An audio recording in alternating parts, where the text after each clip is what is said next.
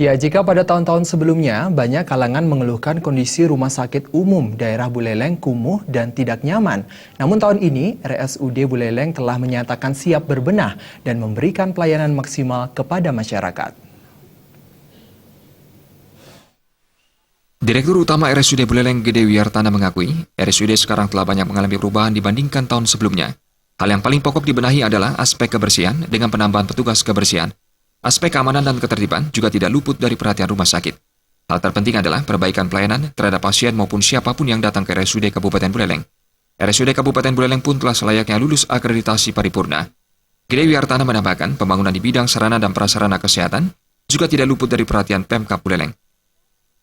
Sekarang sudah banyak perubahan, guys. Misalnya dari kebersihan, guys. Jadi sekarang kita cleaning service kita bekerja dengan baik. Kemudian keamanan ketertiban, misalnya pengunjung itu lebih tertib, lebih mengikuti aturan jam kunjung. Nah itu dari kenyamanan dan keamanan, guys, dan kebersihan.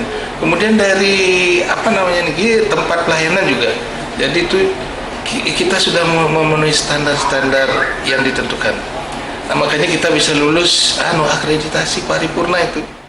Dirut RSUD berharap masyarakat yang berkunjung ke RSUD Buleleng mengikuti segala ketentuan yang berlaku seperti tertib mematuhi jam berkunjung. Selain itu, pengunjung tidak membawa balita ke rumah sakit sehingga tidak terjadi hal-hal yang tidak diinginkan.